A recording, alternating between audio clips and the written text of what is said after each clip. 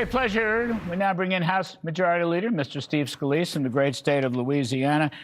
Steve, welcome. Thank you very much. So the first question I want to ask you, you're all set for a vote to pass the continuing resolution this evening. Is that the case? Yes, it is. And thanks for having me back, Larry. We're going to bring up the bill probably around 7 o'clock tonight.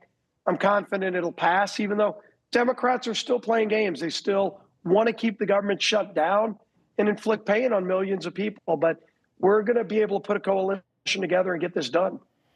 217 votes. That's what our reporter suggested. Is that what we're looking for? That's the magic number. All right.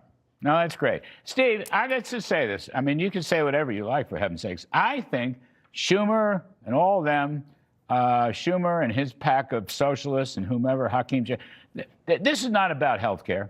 This is not about Obamacare. This is about sabotaging Donald Trump.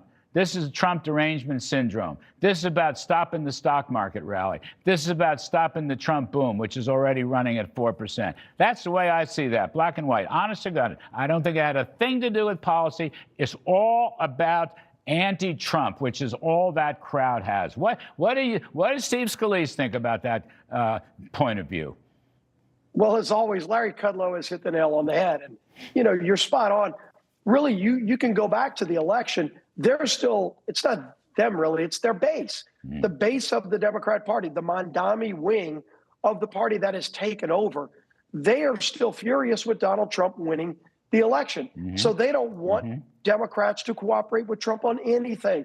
When we did the one bill, big, beautiful bill, you and I talked about it a lot, we knew it was going to be Republicans only that kept tax rates low, that did no tax on tips and overtime, that did more energy production to lower energy costs, to secure the border. All of that was done with Republican-only votes because Democrats walked away. We knew a shutdown was happening, not because of any policy disagreement, like you said, but just because they are still having a tantrum over the results of the election with the American people. They're mad at the American people, Larry. And frankly, I think the American people are disgusted by today's Democrat Party.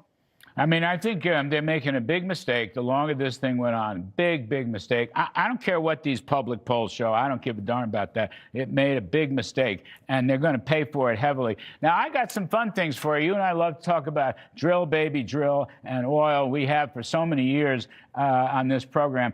So, you know, Mr. Trump's now touting lower gasoline. So we looked at it. I went to the AAA page, and it turns out 28 states, okay, 28 states have gasoline prices under $3, right? It's got a 2 handle on it. And the average for those 28 states is $2.80 or something close to that. Yes, $2.80 for those states. I mean, that's terrific stuff. We're all back under $3, and you got open market oil is what, about $60. Gasoline prices are going to bring down the consumer price index because energy is such a huge component. This is the stuff that the Democrats are green with envy, pardon the phrase. They don't know what to do about these successes. And of course, the Democrats fought everything Donald Trump did to open up American energy, from ANWR up in Alaska down to the Gulf of America. You know, we're mandating lease sales again when Joe Biden shut down the Gulf of America. All of that is lowering the cost of gasoline at the pump. It's also, of course, having an effect on everything else you buy. It's lowering the cost of other products. You go to the grocery store, prices are lower there because energy costs are lower. And Democrats are still fighting all of this just because they hate Trump.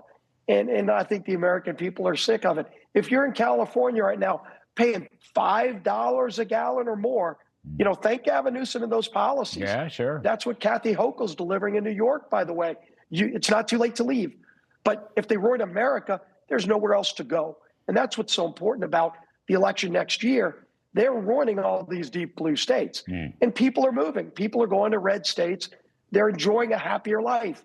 If they ruin America, there's nowhere else to go. There's no plan B. You know, you can talk about affordability. I don't deny that affordability is an issue. But I do want to say, with good marketing and communications, Steve Scalise, look, wages are rising well above inflation right now. We did the numbers. I checked with Kevin Hassett. from the NEC. Wages are rising at 4.1%. These are average wages across the country. The inflation rate for Mr. Trump, first 9 months, 2.5% CPI. That gives you a positive take-home pay of 1.5%, 1.6%. In numbers, Steve, dollars, okay, during the Biden years, take-home pay went down $3,300. They lost $3,300 in Biden's 4 years. So far, in 9 months, they've recouped $1,200. So that's not the whole end of it, but it's a good beginning. And I just think you all have to, communicate that, market that. The big tax refunds are coming, as you know, January 1st, maybe a couple of $100 billion, and people are working. So I just think if you get it out, the tide turns, and the booming economy and the record stock market will work for you next year in the midterms. Yeah, there's more work we have to do, of course, but there are really positive signs that are, I think, boding well for a really good 2026 economic recovery. You're seeing growth already pick up. If you talk about things like no tax on tips and no tax on overtime, many people won't see the big benefit of that until they file their return in April of 2026. So you'll get a $1,500, $2,000 check back from the federal government for all of those taxes you paid in 2025. That money's going to come back to you. And then that's going to be a windfall that hits people, on top of the fact that we're going to see more investment coming into the economy. And then, of course, we get out of the government shutdown.